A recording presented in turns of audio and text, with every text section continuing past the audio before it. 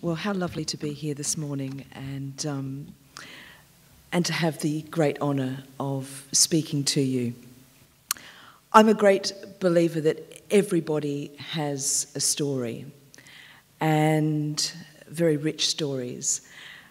And it's lovely to have the opportunity to share just a part of mine. I never lose the sight and grace by which I have life.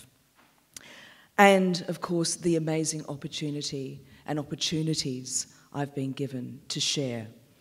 And I'd like to especially thank the Rotary team for enabling this moment to come together in appreciation for all the work that you do that makes such a significant difference to so many. Now, this morning I would like to share some very poignant, some quite hilarious, and some very moving stories about the people that have made a difference to me. These remarkable individuals, all who seamlessly worked together, sometimes without even knowing, showed me what it means to be part of humanity, and ultimately how to conduct myself and devote all I have in this precious second chance of life. The title of my talk was posed as a question, and that question is peace possible? Well, I'd like to offer my thoughts on why I believe it is absolutely possible, and why and how I also believe that it could happen today. It could happen immediately. More later. To begin my journey of understanding of our human connection and the space for peace, I start with a gift I choose to give myself. And that was, and that is, not to harbour any hatred or bitterness, but to adopt and adapt to my permanent change with the same grace and the same wisdom that was shown to me by so many. I'd like to tell you about just a few of them this morning. And the first of those who have shown me how to live is a lovely woman called Tracy. And Tracy, now 10 years on from the event that changed my life, Tracy and I are the closest of friends. Tracy broke all the rules. There was a cluster of police, fire crew and station staff that were all gathered at the tunnel entrance, and they were all waiting for the orders. Can they go down? Can they go to rescue? This group were all men. Tracy came along, and she was there with her paramedic kit, and she took a look at the scene, and she said that every instinct was telling her she had to go down because people were relying on her. So off she went. She grabbed her kit, she took off into the dark, and these poor men were all standing there aghast and they all said to their superior officers, "I'm sorry, Gov, we can't let a woman go down there alone." And they all followed her. So Tracy bought me vital time between life and death. The first person that Tracy and the rescuers came across was a fellow survivor called Paul. Paul was sitting on the train tracks, holding his amputated leg. He'd managed to crawl out of the wrecked carriage, down the track, holding onto his amputated leg. Incredible. I remember vividly seeing Tracy's torch And then her words were yelled out as there was a touch on my shoulder. And those amazing, magical words were, "Priority 1. Now, I don't know about you. At the time, I had no idea what a priority 1 was, but doesn't it sound a lot better than a 2 or a 3? I absolutely knew I am out of here, I'm a 1. And in that moment, something very special happened for me because I had held on and I had done all I could to survive myself.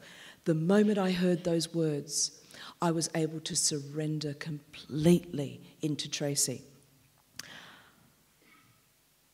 It would have just taken one person. It would have taken just one person in the long chain of people that saved my life to not give their all, to not believe that I could be saved, and that action, or rather non-action, would have been the difference between my life and my death. One person that made a different decision and I wouldn't be here. I met, and Brian was mentioned in my introduction, I met Brian, if I can use that word, when I was dead. That's right, you heard that right. I was actually clinically dead when the wonderful paramedic Brian was frantically trying to resuscitate me in the back of his ambulance. And he tells the story, which was, and every time he tells the story, he goes to a sort of funny, paler and paler shade of grey. But he said to me, "I've never had this happen before, Gill. There was no output on the monitor. There was no pulse. And there I was frantically trying to revive you. But you were talking." That's right. Apparently I was staring straight at Brian, talking. And he couldn't work this out of how can this dead person be talking to me when there's nothing here. So all he was doing was yelling at the driver of the ambulance saying, "Hurry, dead but talking, dead but talking." And he said, "It's never happened before. It's probably never going to happen again. Now he knows me." He said, "Of course, Gill, you don't shut up. Why would you let being dead change anything?" Now, that was a very important part of my rescue story, because when Brian passed me on to the hospital team, this is where, of course, my identity did change from priority 1 to a very chilling armband that just said, "1 unknown, estimated female." Now, I remember very vividly, as if it was yesterday, and it's 10 years this year, and I remember very vividly looking at that arm bracelet for the very first time, long after I had, of course, gained consciousness. And I looked at those words, and I thought, how completely profound is this label? What it told me was everything I needed to know about us, about humanity. Those words offered me a very unique insight, and that was that people actually risked their own lives to come and save 1 unknown, estimated female. To these people, to Tracy, to the police officers, it didn't matter what colour my skin was. It didn't matter whether I had money or no money at all. It didn't matter what sex I was. They've even told me it didn't matter that I was Australian, although I think if they knew, that could have been a different story because the Ashes were on at the time. Whole other story. But they risked their lives to come and save 1 unknown, estimated female. And I found that their actions showed me that all that actually is important is that we are a precious life, and in every life there is so much to give. It was a lovely young detective called James who was put in charge of finding my identity. And James was a New Scotland Yard young, just sort of been taken up the ranks at the time, and he found it very, very upsetting to be put in charge of finding my identity. And he tells me the story that he was looking at this body, and the medical team at the time said, look, we don't think there's even an hour left, so you must work very quickly to find out who this person is. And James said he looked at this body and thought, well, there's not even anywhere I could start. And it was very, I think, intimate and important of him to share what he actually really did. And he said to me that he prayed. He stood over my body and he prayed, and he said, please show me how I can find this person's identity. And he said that when he finished his prayer, my eyes flickered, and that led him on to a very genius plan, which was, if my eyes could flicker, then perhaps if he went through the alphabet, I could blink at the right letters that would spell my name. Now, I think you can all guess that I've got a bit of an interesting sense of humour. So when I met James and he was telling me this story with tears running down his face, I couldn't resist to say to him, God, isn't it great my name's only Gill Hicks? Could you imagine if it was Georgina Hetzegopoulos? And he just looked at me and went, really? And I said, but guess what, James? If this ever happens to me again, do you know what I'm going to do? And he's looking at me. And I said, I'm going to blink Angelina Jolie. Why not? Let's just shake it up a bit. And I think he sort of said to me, look, if this does ever happen to you again, Jill, I would just blink Lucky, you know. But what was incredible about having my identity was that I was Jill again. And I can't begin to tell you how it felt to be called Jill. And of course, now my own story could unfold. The information that I was an Australian national, of how old I was, where I lived, and indeed how to contact my family. Family that were all anxiously awaiting news back here in Australia, just wanting me, wishing that I would phone to say, it's okay, I'm all right. My brother is a very practical man, and he calmed himself by just looking at the odds. There were approximately 8 million people commuting in London that morning. 8 million people. So my brother thought, well, what are the odds? There's absolutely impossible that Jill would be involved in this. And everyone that was saying to him, look, we need to brace ourselves if we hear the worst, he said, that's ridiculous, and gone on with his life. Of course, that's not the call he got. And there wasn't a lot of factual hope that I would survive.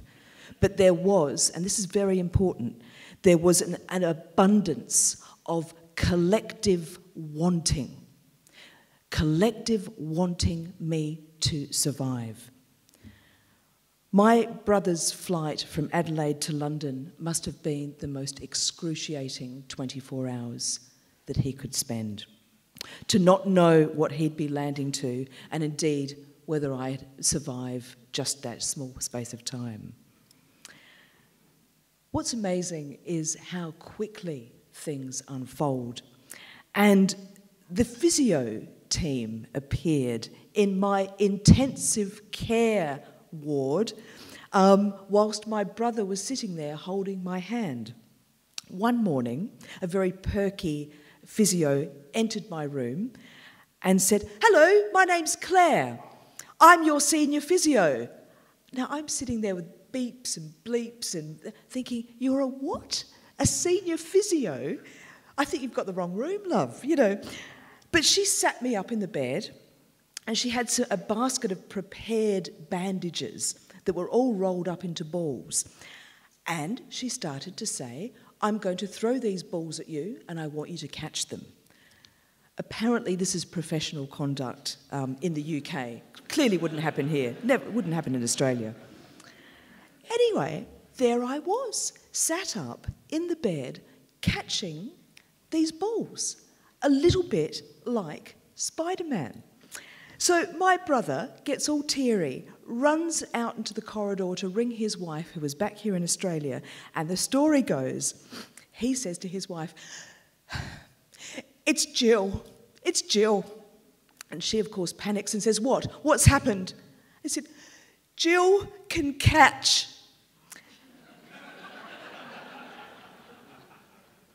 Now, this is only remarkable because I couldn't catch before the bombings. In fact, I was completely rubbish at all things to do with sport. I was a terrible example of an Australian. I didn't tan, I couldn't swim, I didn't drink beer, but here I was, catching. Who would believe that 10 years on I'd be South Australian of the Year, but thank God I wasn't asked to join the cricket team. But that was the moment. That was the big moment that informed my consultant and informed me that whatever lay ahead, I could do. I could learn to tune my body and achieve things that I never knew were possible.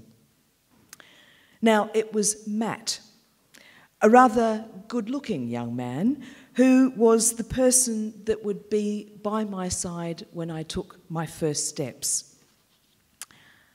Matt was a physio, and he was in the room when the consultant first told me that I would walk again. Now, I'd never met an amputee before, let alone a double amputee, so I wasn't quite sure of how I was going to walk, but I trusted in this consultant's words completely. He asked me to span my arms out. And I thought that was a bit strange. And he said, I need you to span your arms out because I need to get a measurement, Gill, of how tall you were so we can start to measure you up for your legs. And I thought, oh.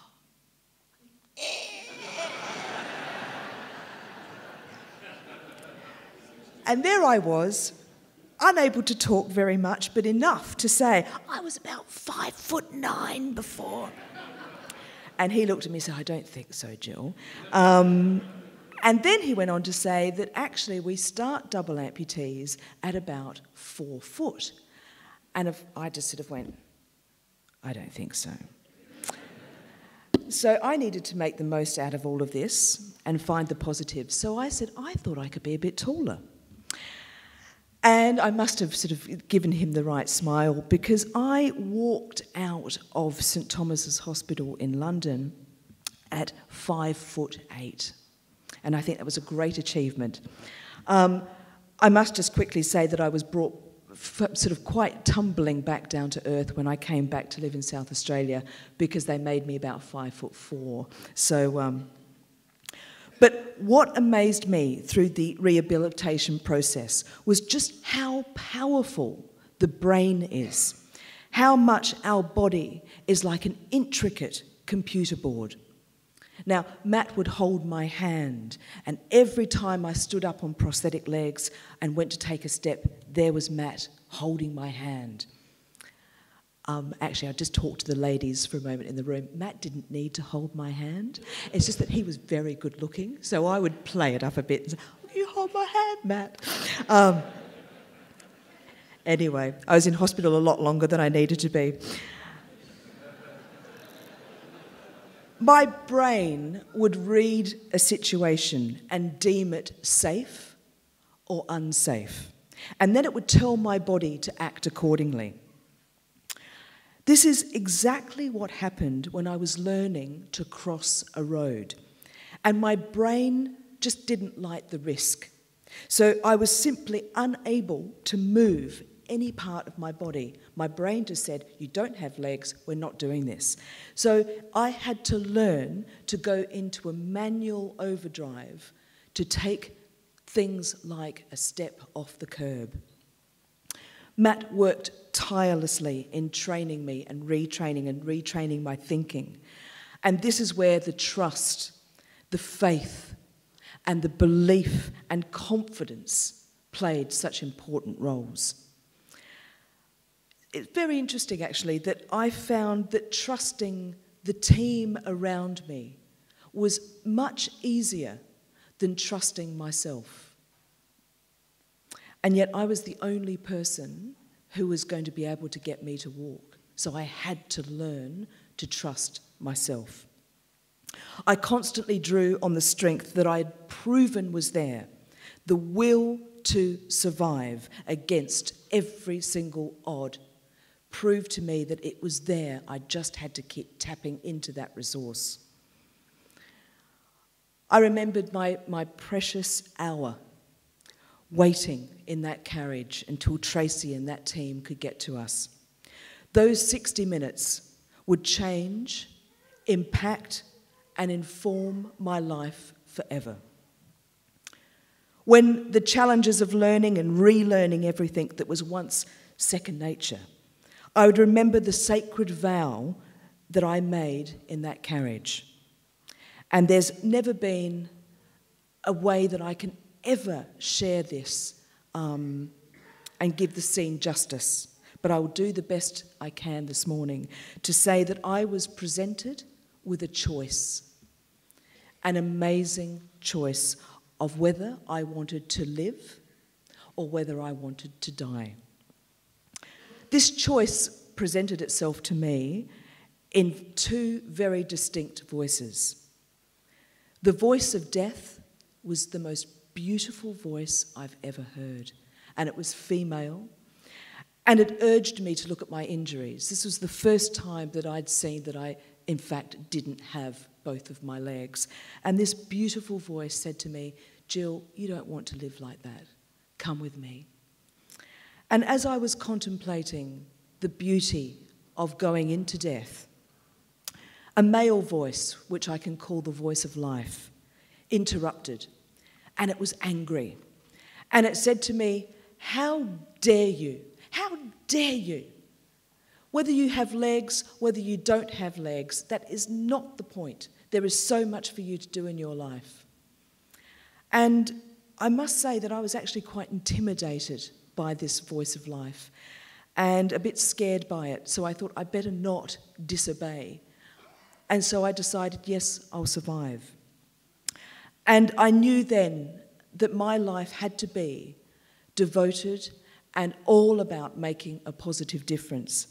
I didn't know at the time what I would go on to do, but I knew that it had to be significant, that my life was not my own. I walked out of hospital 3.5 months after being admitted as one unknown. It was 4 months ahead of their original schedule. And in the days and the months that followed my release, I contemplated all that I'd been through, all that I'd witnessed, and indeed all that I'd received. I realised that in facing my own death, I'd learnt about what it means to be alive, what it means to have the gift of life. I've learnt about what matters, what really matters, and all the things that I'd placed such a high importance on before just floated away. Losing my identity was another contributing factor into the new world I was creating. Since living in London, I was a high-achieving, self-confessed workaholic, someone who was usually at her desk at 7:30 every morning, and I would leave without fail between 11 and 11:30 every evening. I was completely driven by the title that was on my business card. And yet, when it mattered the most, who I was and what I did had no bearing on my life being saved. Making a positive contribution, making a difference, creating my legacy were all the things that preoccupied my thinking and opened up a very natural path, one that I could never have imagined. My introduction to the world of peace building began by some confronting conversations with young extremists living in the north of England. My euphoria at being alive and resolute feelings of being grateful acted as rather tough barriers to anything that I encountered that was less than pleasant. It was this rather unique sensibility from me that led me to work very closely with 3 of the 4 families of the suicide bombers and their communities. I realised that, of course, they're not to blame, nor were they the object of my anger. They were a group of people trying to make sense of all that had happened and how they were ever going to move forward and start their life, very much like me. At one meeting, I rather jokingly suggested that I walk from Leeds at the top of northern England down to London and retrace the journey that the bombers took that morning. And I said, look, this will be the most challenging thing I could physically do. And perhaps then that will entice people to come out and walk together. And the project could then be called Walk Talk. So we're walking and talking together. Now, I didn't expect anyone to say what a great idea that would be. Unanimously, around this table, they all said, that's a fantastic idea, Gill. And I thought, oh hell, I've got to walk now from Leeds down to London. It was almost 500 kilometres. It took me a month to walk, and it took me 6 months to recover. So I don't think I'll be doing it again in the same without training. But what it offered was a platform, and it showed people once they have a platform and the ability to come together, we have far more in common than we do that divides us. And this was proven throughout the 22 towns and cities that we travelled down. I believed completely in humanity. I knew what I'd received from my rescuers. I knew what it meant to be one unknown. And I saw this played out time and again. I was definite that I didn't want to raise any money for this. I said, don't write a cheque. Come out and talk to someone who you believe you hold different views from. Just very quickly, there was a lovely story of a non-Muslim family and a Muslim family that lived across the road from each other, had done for about 15 years, have never said a word.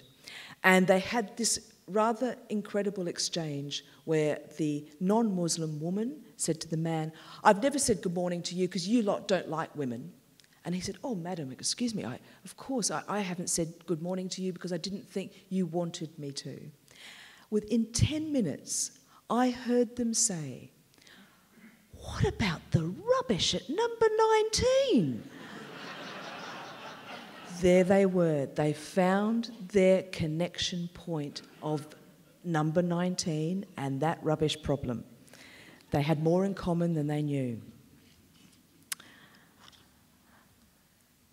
Life, huh? What a subject. What an amazing subject to discuss. How many of us live with if only? If only I could, or if only I did. And what is the one thing that could transform the if onlys into I did or I achieved? For me, I think that transformational thing is confidence. Confidence is a very powerful attribute to adopt or to learn. The difference for me between coping, a word I hate to use, coping, and thriving, the difference between making a difference and not, all lies in how confident I am, especially in standing, in taking a step, in walking, And I have to be confident in order to fall. Because once I fall, I can learn to stand up, brush myself off, and continue. One of the greatest achievements in my life is becoming a mum. And some of you saw my little daughter last night dancing. And Amelie is now 2 years old and 2 months. And every single day, she amazes me. I think the question I've asked myself a lot is that when did we forget what it's like to be a child? The standout for me is that children only progress. They only have a forward button.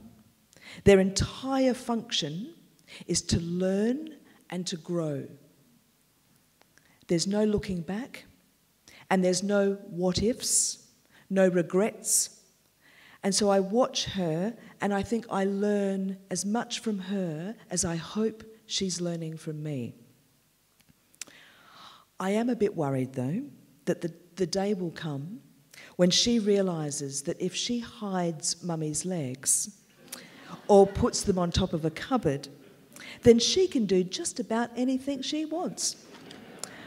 I can just see it now with me crawling to the front door as she goes off in the driveway with the car. You know, come back, come back. I think what I'm going to do is have a spare stash of legs somewhere that she'll never find out about. There's a couple of things I'd like to discuss as I finish, and a couple of things to ponder. I'd like to start by addressing that question that we started with, which is peace possible? I've taken the last few years really to think about this, and what I've come up with was a challenge. What if we redefined how we talk about and how we think about peace? What if we didn't just say that peace meant that there was no conflict? Peace meant a nirvana. Peace meant a lack of war. What if we changed it into something that was active? What if peace became a verb? I think it's really interesting, because if peace became a verb, then peace would be something that we did with each other all the time. It would become a doing word. And therefore, we can make it happen right now, this afternoon, tomorrow, the next day, the day after. We can change the balance of how peace is perceived. Our actions have an impact. I always like to think that there is someone, somewhere, that is feeling the effects of something we have said or done.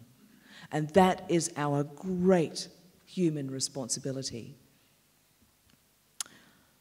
I was the recipient of one person's destructive actions, but I'm alive because so many believed that I would survive, wanted me to survive, and never, ever gave up.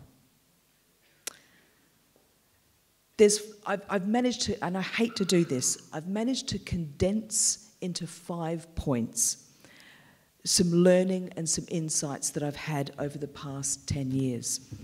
And to finish, I'd like to share those 5 points. The first is people. People are everything.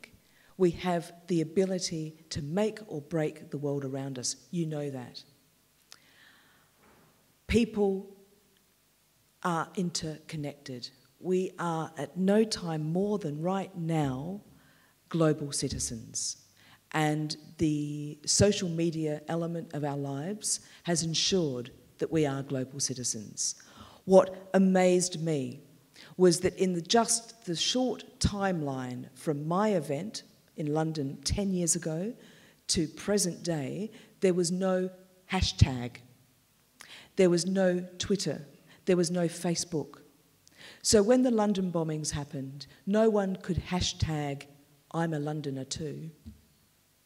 10 years on, we're a global community. Something happens in France, everyone is Charlie. And that's a phenomenon that's in our lifetime that we need to look at. How do we now embed that? How does that not just become a flash of a moment, but how do we sustain the good that comes from a global community? Time. Time is the most precious thing we have.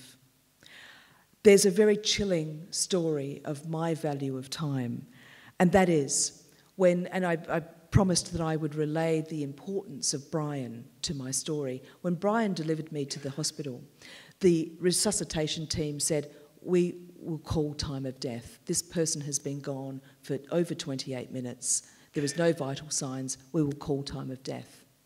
Because I'd been talking, that left a little seed in people's minds to say, there's something odd here, we need to keep going. The head of resus said, I want to call it now. The team said no. They all agreed for a further 3 minutes and 30 seconds. As the clock hit just over 3 minutes, there was a heartbeat on the monitor.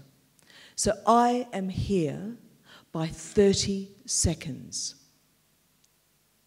Now that really has placed a value of time in my life that absolutely every hour, every minute, every second counts. Doing. Doing matters. Doing stuff matters. I think it's great to talk about things. It's great that I'm able to speak, but in fact, it's more powerful when I can combine the speaking and the doing.